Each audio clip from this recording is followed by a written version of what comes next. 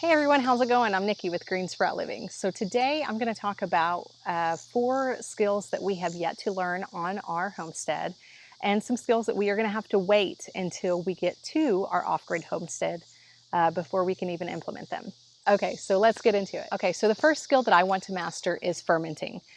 We just got back from the Homestead Life Conference and Stacy was talking about fermenting. She is an amazing teacher and definitely got me inspired to want to learn about fermenting.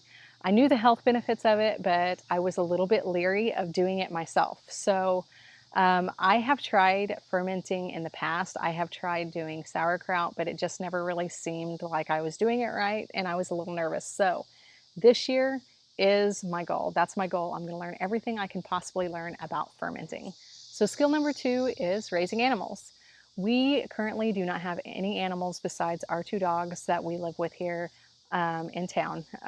We could probably have chickens, but there's so many regulations and you have to pay fees to have them. It just really wouldn't. It just really wouldn't fit us right now. But I do know a lot of people that own chickens. My dad raises chickens. A cousin of mine and several friends of mine actually do own chickens. So I can definitely get my experience in on their farm and see if it would benefit us to raise chickens on our own. Now, the other animal that that I'm interested in are goats. So I know there's a lot of people that say don't ever get goats, but I really like them. So I just don't know that it's going to benefit us or be beneficial as far as profitable for us to raise goats. That's one thing I think a lot of people want to grow as many or want to raise as many animals as possible. But when they become pets and you just start having to pay for their feed instead of it being a profitable and them rewarding you, it's really not beneficial. So I have a friend and we are actually going on a homeschooling tour next week, and she is going to show us how she raises her goats. She has pigs and chickens and how she does her homesteading life. So I'm hoping to pick her brain a little bit, have her answer some questions for me about how she raises her goats.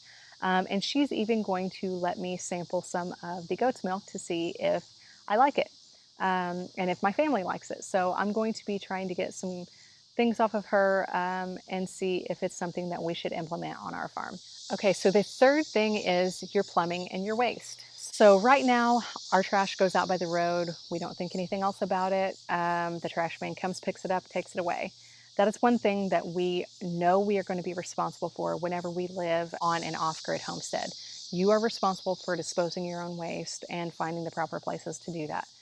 So how we're learning and implementing and training ourselves to be more responsible for our own waste is by reducing our waste.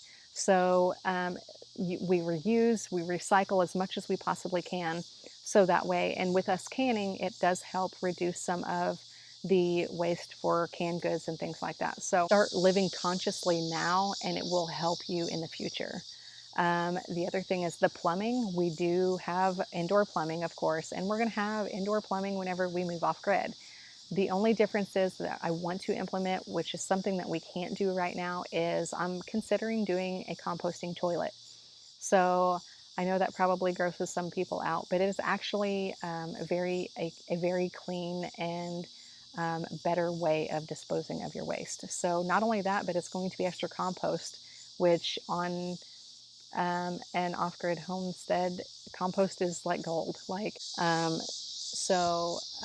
is going to be something that we are going to learn, but we're going to have to wait to implement this whenever we get onto our homestead. Okay, and the last and final skill that we have not learned about and we cannot implement here is solar. This is my husband's category.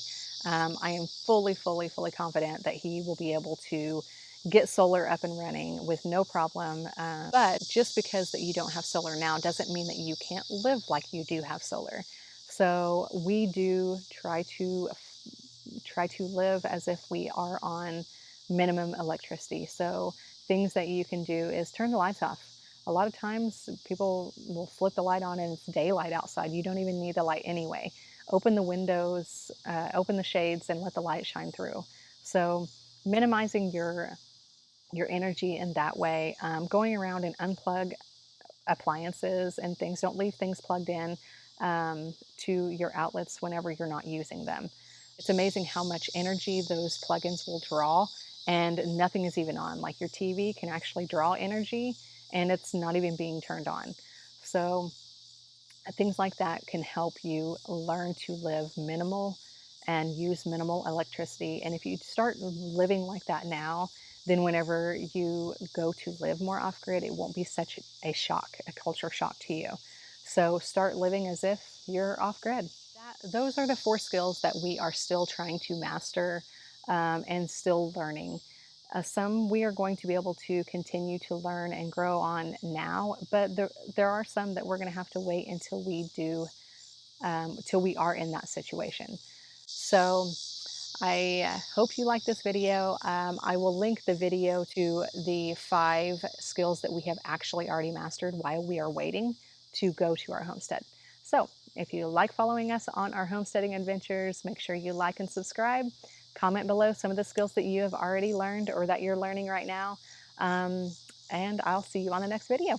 Thanks for watching. Bye-bye.